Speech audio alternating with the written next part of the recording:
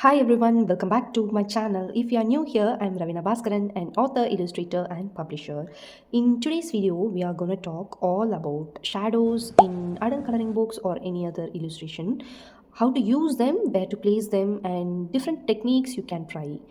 If you have seen my previous video on highlights, which I'll link here or in the I button that is popping right now or in the description, you already know how highlights can bring sparkle and shine to your artwork. Shadows are the other side of that story. They give that weight, depth, and realism. And when you combine highlights and shadow, that's when your coloring page really come to life. I'll be showing you some samples from other artists I have saved, and also I'll show you some techniques which you can try it out. The thing is, in adult coloring book, even if you don't want the illustration to be super realistic, you can try some teeny tiny highlights and shadow thing to make the page look lively, more interesting, because adding highlights and shadows equally will create the illustration lively and interesting, as well as it won't look like the objects are just floating around in a 2D paper. Everything will look very interesting. So if you ever wonder why your coloring sometimes look a little flat, or how to make your pages look more professional and or even realistic, this is going to be very helpful. Why shadows matter? Shadows are just as important as highlights. Think of real life. Every object has shadow because light is always coming from some direction. For example, take a look at this notebook which I have placed, and here a flower pot. Here you can see the highlight, very bright area, and then you are getting some darker area. Under this, I mean, on top of this table also, very dark black line, and it's blurring out. For in this notebook also you will get this shadow. So these shadow are making the objects pop up and it looks more 3D.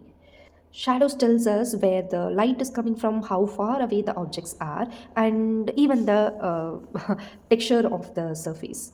In coloring books, you can add shadows wherever you want to add realism or depth, or separate one object from another, make the characters look they belong in the scene instead of floating, or create some drama or mood. For example, a soft shadow on a flower petal makes it look delicate, while a strong shadow under the chair makes it look so heavy and then grounded.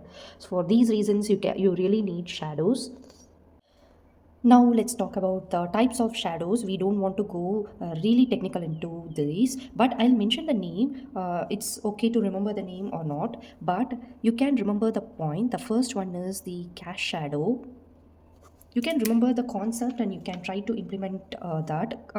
These are the shadows an object creates on another surface. For example, consider one vase sitting on a table like I have shown.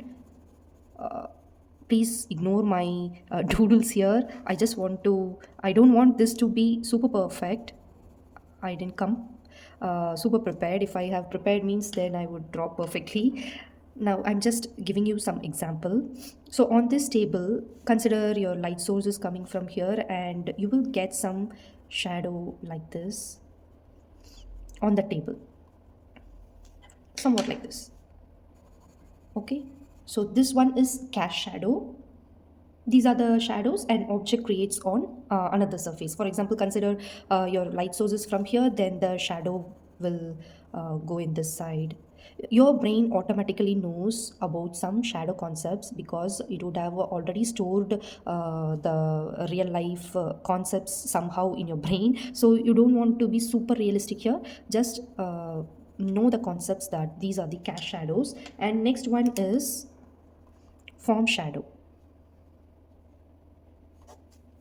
These are the darker areas on the object itself where the light doesn't hit directly. Consider you have some object, say what to draw, say like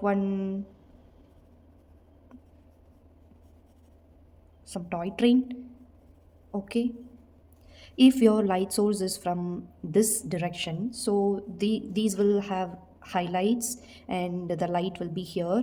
Consider the back side. where you won't get the light, and this is known as the form shadow. This will be really confusing actually, shadow names, because the next one is core shadow. Mm, core shadow means the darkest part of the shadow. uh, for example, consider one jar, and the light source is coming in this direction. Here, at some point, you will lose that highlight, and slowly your shadow will appear in this side. Slowly, like I have shown in this flower pot. I hope you can see. For example, if you open the window, in somewhere around here, you will get this shadow part. I mean, that starting of the shadow part is known as the core shadow. So don't confuse with this form shadow or core shadow. The simple thing you want to remember is object's backside will have some shadow, and also in the object also, if the light source is coming from one direction, the highlights will reach up to certain limit, and then slowly the shadow part will begin. Also, you want to remember that shadow also will have different hues, I mean different shades. The shadow which is closer to the object will be very dark, and apart from that it will get that blurred and settle down effect like this. So you don't want to cast some hard shadow for the soft particles. Next type is occlusion shadow. This is really easy. Occlusion shadow, I really love to add this kind of shadow. They are the very dark spots where two objects touch. For example, consider a flower petal is meeting a stem, or one leaf is overlapping on another, or one petal is overlapping on another. To show that 3Dness, we will add some shadow in the underneath, I mean below lying petal or flower, whatever it is. To show that difference, we will add one shadow beneath the first object. So this will create that this object is falling, I mean, is on top, and this object is below. And the shadow which is separating these two objects is known as the occlusion shadow. And the last and final one is atmospheric shadow, I would say. These are soft shadow used to suggest some distance, mood, or frogginess. They are more about tone than strong contrast. Actually, if you would have seen in real life also, consider you have some grass fields where suddenly you will get some shadows to depict the leaves, depict the leaves. Which is created by the leaves actually. Consider you have some tree above, and that leaves are creating some shadow here, for example like this. These will be very soft and subtle, or else in the scene, some atmospheric scene, to show the sun is giving us some sun rays, we will use some shadow to make some difference. These are not the actual shadow colors. You can use light grays or something like that. It depends upon the scene. Sometimes we will use, if your under color is green, you can use some darker green as shadow to create that shadow, or you can use a contrasting color as shadow. For example, I'm using orange here to create that shadow effect. And for orange or red, these greens are contrasting colors, so I'll be using the contrast color for some harsh shadows. Okay, using the similar color will give, I mean monochromatic color will give the subtle, or so it will create a soft shadow effect. And if you want to use some harsh shadow, then you can go for this contrasting color technique. Usually what I would say is, if your color pencil don't have anything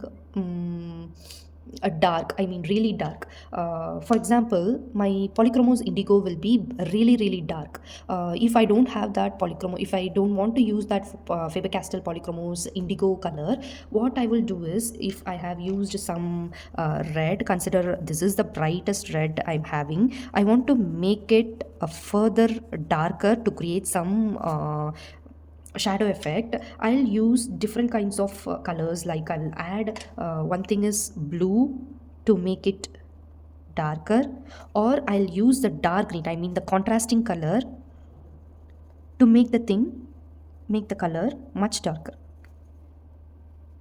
I hope you can see this will create some shadow effect.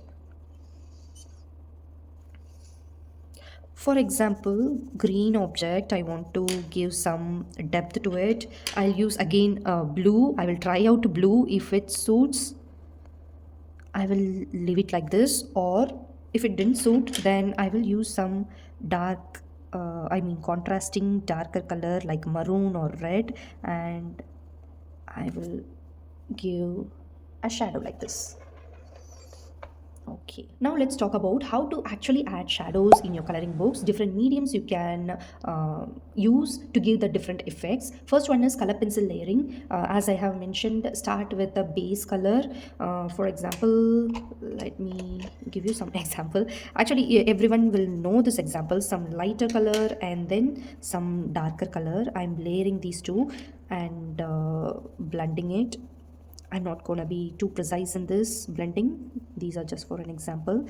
And you can pressure the pencil, layer it one more and create that shadow. Or as I have said, you can use darker green like this, or you can use your dark blue or brown. Anything will work. Dark brown also will work. Usually I don't use black in my artwork that much, because it won't look like a 3D object. Maximum it won't look that good if I use black.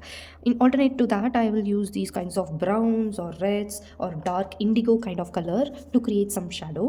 If you want that to lighten out, just blend it with the underlying color and smoothen it out. I hope you can see that shadow. If you want this to be really subtle, you can just go with one more layer and one more layer and some tiny bit of some dark color, and again one more layer.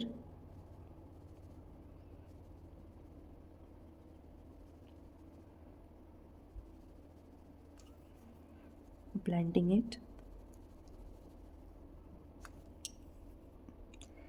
As I have said, the shadow which is closer to another object, consider it as lying on some table, then you will get that strong line in that shape,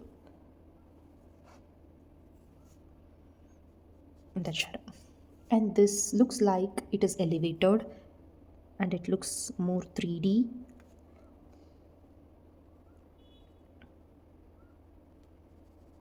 Something like this.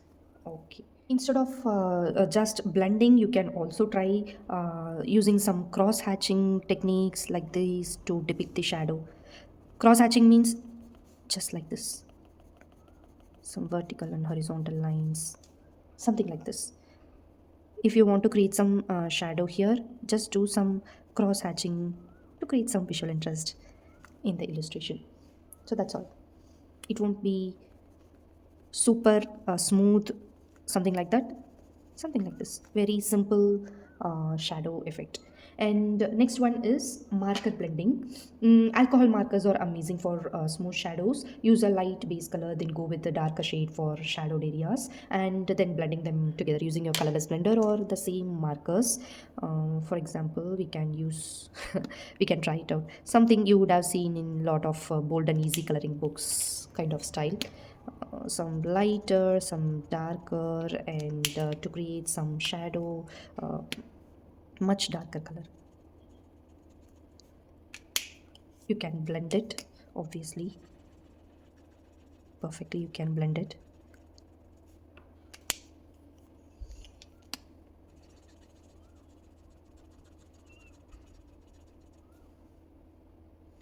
In this way, in this area, you will get that darker shadowed effect. Even if on the color pencil part, you can use your marker as your shadow. Consider you are using some color pencil and you are taking some darker color and you can create that shadow. This will be really quick and abrupt, and again you want to use some layer on top of this and blend it out to create some smooth effect.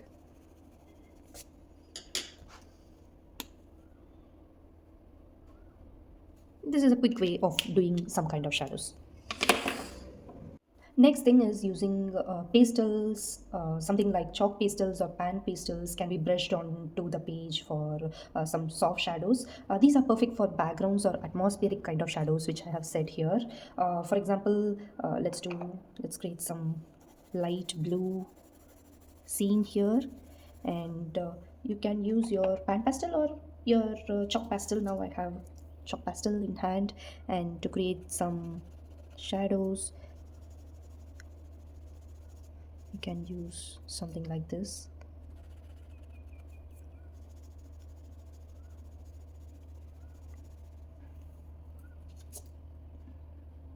Some much darker, we can use some gray.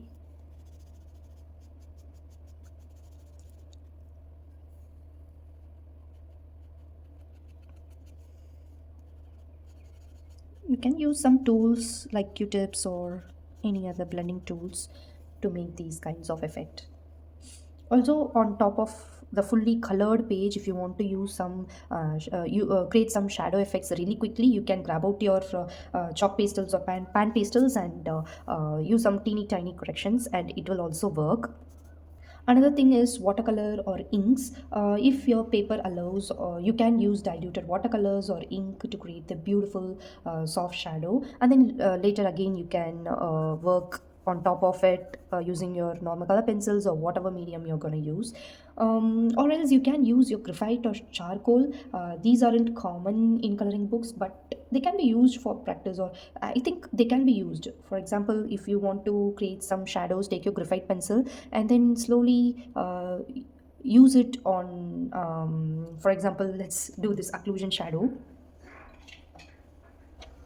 If you have some leaf, on top of that you are having another leaf, you can use your graphite to gently create this occlusion effect. These are just like a dark gray pencil, and you can use your graphite powder as well. If you have something on your hand, you can use your graphite pencil and create these kind of shadows. So these are the things that I will use to create shadows. Apart from this, if you know anything, let me know in the comments. It will be very helpful for me to create these, implement those things in my coloring process. Next thing we are going to discuss is where to place the shadow. Knowing where to put shadow is just as important as how you make them. Here are the things, some things that I will mention. You can keep that in mind or take a note of it. Apart from this, there are many places you will be using shadow. These are just like small examples you can later implement in any kind of objects. First thing is underneath the object, like under a cup or under a flower vase or chair or fruit, like I have shown in this flower pot, flower vase. You can create some shadow like this. And another thing is along one side of an object, I mean the side opposite to your light source, like I have shown in this train or something. I mean this side is the light source, so you'll get the highlights towards the left side, and towards the right side you will get some dark, really dark shadow behind, and also you will get really dark shadow behind, and consider it as a 3D shape, and you will get some shadow from here itself. These are some co-shadows, something like this. You'll get some shadow here. Usually you will do everything here with your color pencil. Consider you are using different kinds of colors. You'll be blending from dark tone to light, medium and light tone, so obviously you will create some shadow here. And you want to keep in mind that you want to create some shadows behind the train and below the wheels, something like this, and also below this pathway, I mean on track or something, whatever it is, you will create some kind of shadows like this. Next thing is in folds of fabric, clothing or flower petals, you will use some shadows. For example, clothing, you want to create some fold effect here, you will use some shadows here. For these things you don't have to use one single color, and you cannot expect that liveliness for the fabrics if you don't have any folds or something like that. So you can create some folds like this, or else at the base of the tree, grass and rock, you will always get some shadows, or inside the hollow object, like consider a jar, something like this, and inside of this obviously you will get shadow. Below this you will get obviously, and inside the jar also, even though it has some flowers or some kind of foliages, you will have some shadow in the hollow spaces, like bowls or cups, everything. Okay, on the ground beneath the character or animal, consider one character is standing like this. For example, if the light source is here, he will get some shadow like this. Also here at the bottom of, I mean on top of the floor on which he is standing, he will get some slight shadow. The main thing is, if you decide on one light source in your page, like top left corner, then all your shadows should fall consistently in the same direction. That's what makes your illustration feel believable. I will show you some example from my coloring projects. I hope you can see now clearly. I'm not planned here, so let's grab some pages randomly and let's talk about the shadows. For example, look at here the dark red, it's creating a fold to these petals. Also in this side of the stem is darker, so it's getting enough shadow there. And here that central portion is getting a lot of shadow. Try to give shadows to each and every part of your coloring. Here this one I made using that Ohuhu marker testing, so everything is abrupt. You can also create some kind of sketchy effect. And here to lift these lighter elements, floral thing above, I have used some dark burgundy shade underneath to create that effect. And if you are gonna color these mandala books also, you can use the shadow techniques to create some depth, like one layer is on top of another layer. You can use that effect. For example, say this, I have used some dark green to create the shadow, so that this turquoise thing is lifting up. Here the blue, dark blue on the edges is creating that effect that this lighter green part is lifted above. In mandalas you can play a lot with these shadows and highlights. Look at these crystal effects. And what else I have?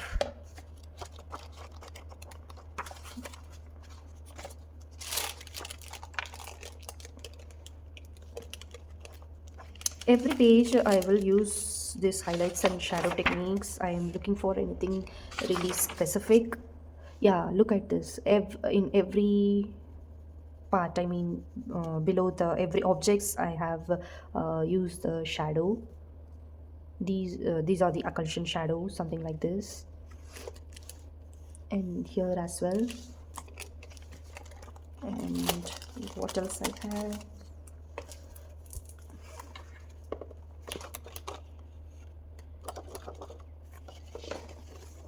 For example, this one. Here I have used some shadow effects in this gift box and tree here and everywhere. And I'll be using shadows always. For example, look at the flowers. I have shown this example in highlights as well. This is the great example to show both. So highlights, I have mentioned all the very light areas. Look at those dark areas, and the shadow is creating that 3D effect. One petal is on top of the other petal, and you can create that effect using that dark color. Maybe the same colors, darker hue, or you can use some contrast color like a blue or green, dark brown. You can also use that and create these kind of, even the folds, you will use that dark maroon color inside to create that effect. So these are the examples from my coloring. Next, I'm going to show you some samples from other artists that I have saved on my phone. These are just screenshots I've collected to show you for the study and inspiration purpose. All the credits belong to the original artist, which you can find in the screenshot itself. I'm only sharing them here for learning purpose, so we can observe how different people use highlights and shadows in their work. Particularly, we are going to talk about shadows. If you see something you like, I really encourage you to check out their pages and support their art. So let's see that. First thing is this illustration.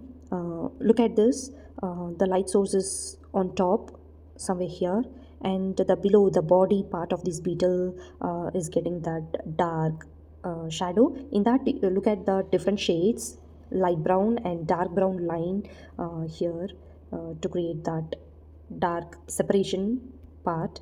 Each and every element is getting enough shadow for me. For I mean these eyes, which is orange, and look at that dark brown borders, spoons, and everything is getting enough shadow. Even the scene is so good. Here, look at the bottom part of the leaf, green thing they are standing, and below that leaf part, I mean that highlight. I hope you can see below that light green effect. She have used some really dark green to create the shadow. And this is a beautiful illustration, I would say, to bring the this blue flowers and pink flowers from that background scene. They have used some dark, really dark green behind, or dark, I think that is dark green. Yeah, dark green. And the objects, I mean the stems that are that catches some highlights, have very light green. And look at this girl. She's getting light here in the right side, and that left side is gets enough shadow. The object, I mean the more the leg is farther away from the light source and it's much darker. Look at this leg which is in front. Every object is having enough amounts of lights and shadow. And next one is this amazing artwork. Look at this. These two mama daughter mermaids. Look at her backside is getting a nice amount of shadow. This gives the illustration interest, and it makes us to look more into that. It's connecting to that illustration. So if you use the right amount of highlights and shadows, even if it's not super realistic, it will create that visual interest. And here what I want to show is that hollow object shadow. Look at this mouth kind of thing, and inside that mouth is something hollow where they have used that dark shadow. So I wanted to show you this as inside the mouth, wherever it is hollow and it's getting really dark shadow. Even though this illustrator used shadows in many part, so good. It's really interesting to watch each and every part zooming in. If you see some artist work and ask yourself what you really love about that illustration, zoom it in, take screenshot and zoom it in, and study those illustration or coloring, and see what they have done to make that coloring looks really nice. And here, look at this, that behind the, I mean edges of that green grass, they have used some dark green to make it look like a 3D people or animals lying here in this box. On the that left side, it's getting enough amount of shadow. It's really interesting to see these kinds of illustration. And look at this, the light source is on left bottom side, and on the wall she's getting good shadow. Here the fabric folds, like I have said, you must give some shadow, light green, middle green, and different types of dark greens to create some fabric effects like this. On the pillows as well, pillow is on top of the mattress, so that is also getting some shadow. And the carpet is lying on the floor, it is also getting some enough shadow. These teeny tiny things you have to note it down, so that it will, the coloring or illustration whatever you're looking for will get really nice effect. Even the slippers are getting shadows. If you concentrate on occlusion shadow itself, you will get that nice effect. Then this is so magical and whimsical. The light source is this single round, and the front portion, these octopus tentacles are getting really dark shadow. Even the girl, the objects which is facing front to our view are getting shadows, and object which is lying behind, like her hair and the pant part, here and there she's getting a lot of highlights. It looks like the light source is from behind, and a dark shadow is before that, I mean closer to us. This looks like the object is far away. I mean, we are standing in darker area, and it's like watching her going into the lighter area. Next one is this cute little girl pulling this strawberry cart, and it's getting that shadow. The light source is from right side, and the shadows are trailing like this in the left side. Next, here, beautiful illustrator, look at these things. The shadow part of this arch, what will you call arch, I guess.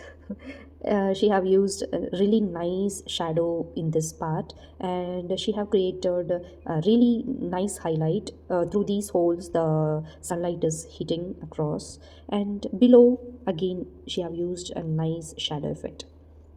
Each and every object is having enough amount of lights and shadow. In this girl hair, on her bangs, enough amount of sunlight is hitting, and behind her back the hairs are really dark.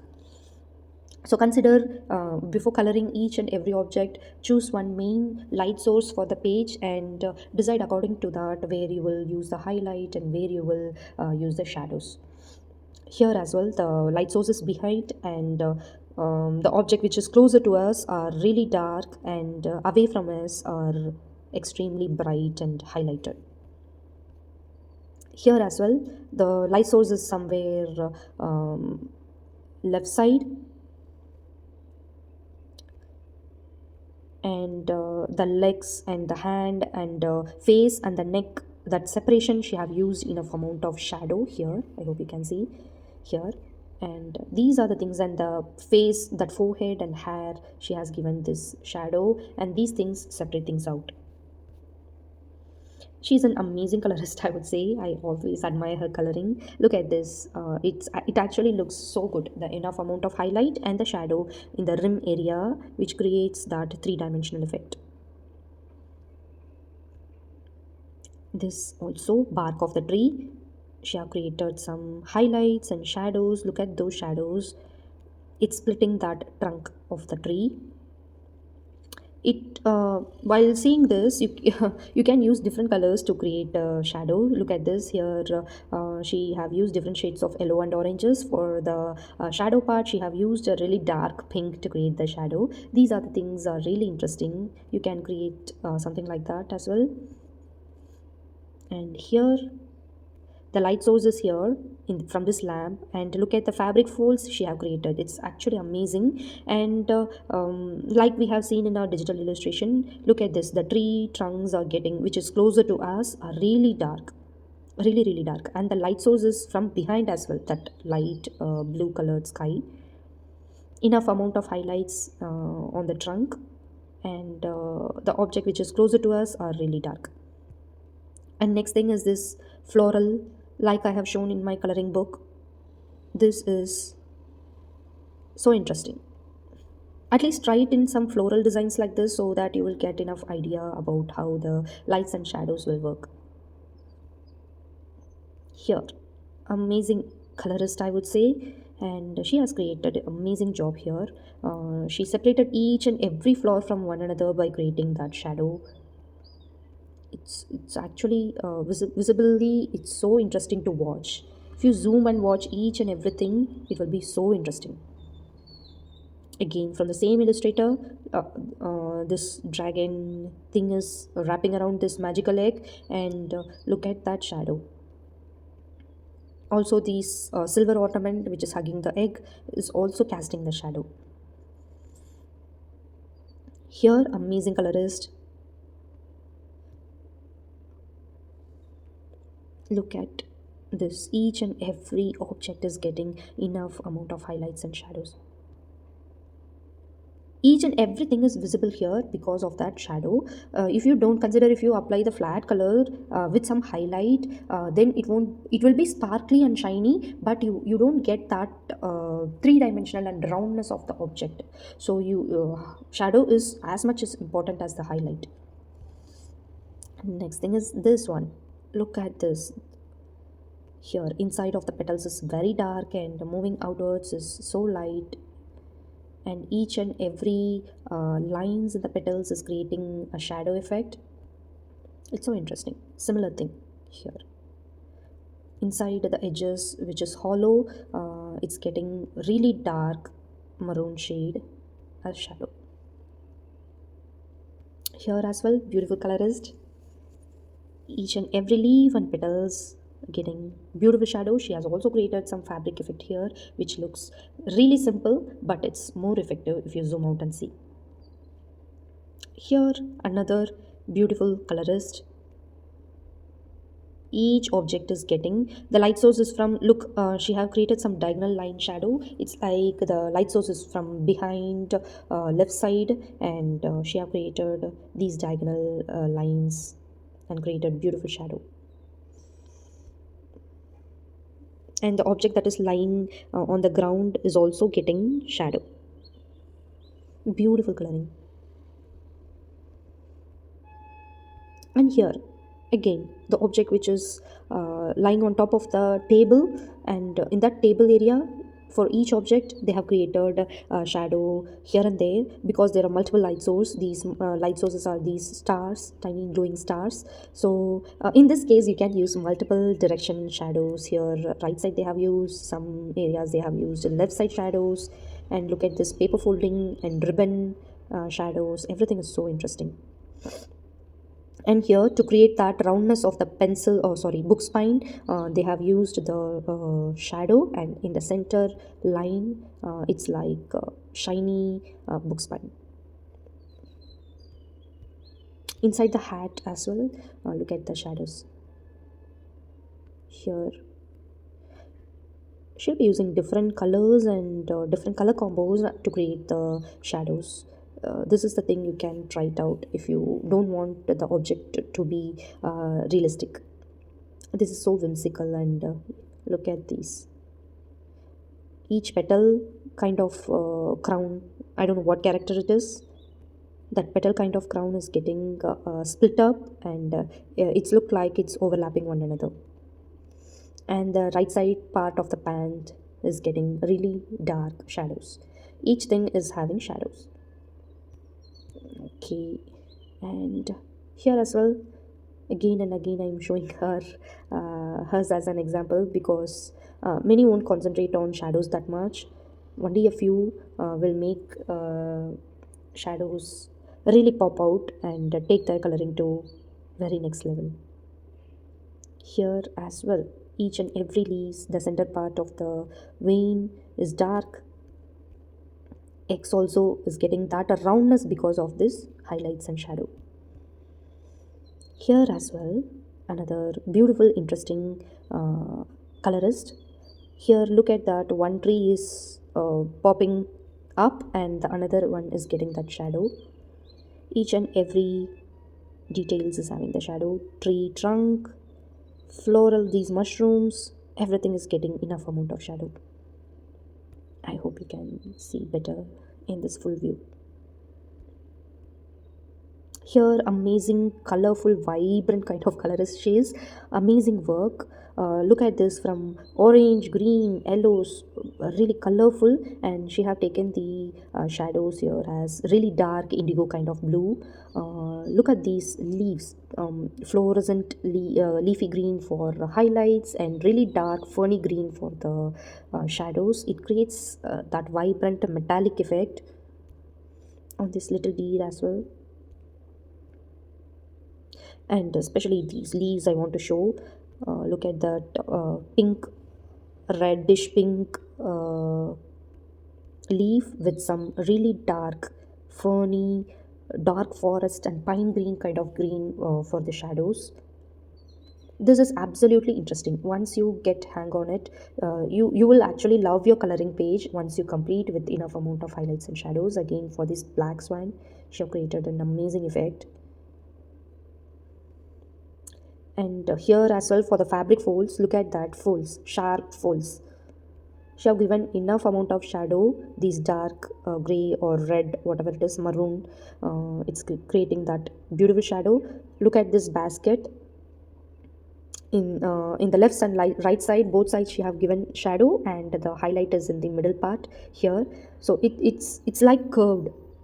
So it's happening only because of that shadow. If you give only the highlight, that white gel pen thing, or lighter tone, then it won't look that curved. So that shadow is the major part to tell the story here.